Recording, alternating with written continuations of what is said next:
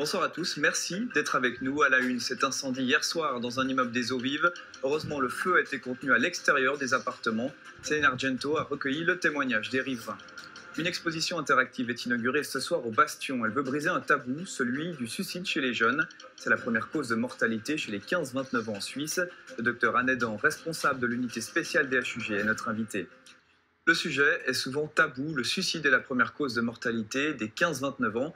Une exposition sur cette thématique est inaugurée ce soir au Bastion. Elle mêle art et culture. 7 cabines téléphoniques ont été customisées par des artistes du monde entier. Les gens sont invités à décrocher les combinés pour entendre des témoignages de jeunes, de leurs proches ou de professionnels de la santé. Docteur Anne Edan, bonsoir. Bonsoir. Vous êtes responsable de l'unité Malatavie, DHUG. Oui. Un mot sur cette exposition. Alors il y a bien sûr cette volonté de briser un tabou, mais aussi de casser quelques clichés. Oui, c'est important effectivement de pouvoir faire une exposition, de mêler l'art et la culture à la prévention du suicide. C'est une façon en fait de pouvoir parler, un prétexte pour pouvoir échanger autour de la tentation suicidaire et en particulier la tentation suicidaire au moment de l'adolescence, pour justement briser le tabou que voilà, une envie suicidaire serait une pathologie mentale ou alors suicidaire d'un jour, suicidaire toujours. C'est pas du tout le cas. Ça fait partie presque de l'existence d'avoir une tentation de suicide dans une période de crise.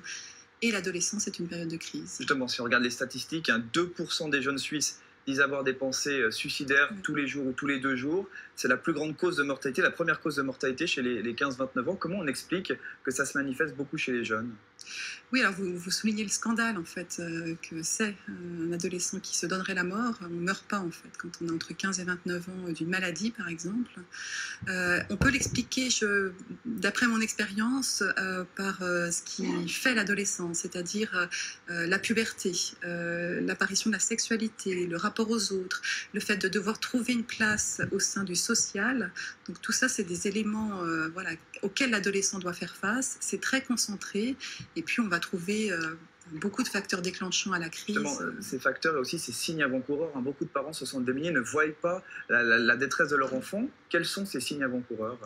Alors, c'est vrai qu'ils sont peu spécifiques et ça demande de la part des parents d'être assez attentifs à cette période de fragilité, de vulnérabilité.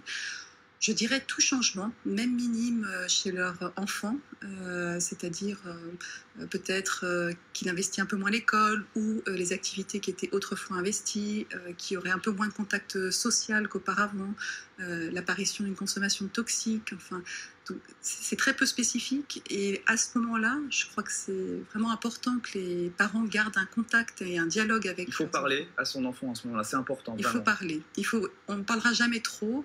Alors, c'est vrai que c'est un métier très difficile d'être parent, il faut beaucoup de délicatesse pour pouvoir aborder le sujet, mais une petite phrase en disant « moi j'ai le sentiment que ça va un petit peu moins bien » ou « j'ai vu quand même que tu étais un peu absent cette période-là ». Voilà, il faut inviter en fait au dialogue, il faut pouvoir absolument faire signe à l'adolescent que le parent peut encore être un support, un soutien pour son adolescent. Et il y a des structures de prise en charge comme la vôtre, Malatavie au HUG. Combien de jeunes, par exemple, chez vous, chaque année ? Alors nous, on rencontre des jeunes entre 14 et 18 ans, on en rencontre 250 à 300 chaque année qui viennent pour un suivi chez nous, que ce soit un suivi hospitalier dans un petit appartement en fait, dans un immeuble locatif ou un séjour ambulatoire. Et puis on reçoit surtout énormément d'appels sur notre ligne. Voilà, ça se compte, je dirais, par milliers en fait. Docteur Anne Edan, merci beaucoup. Je vous en prie. La police française recherche toujours un jeune Belge disparu le 5 juillet dernier à proximité d'Annecy. Les recherches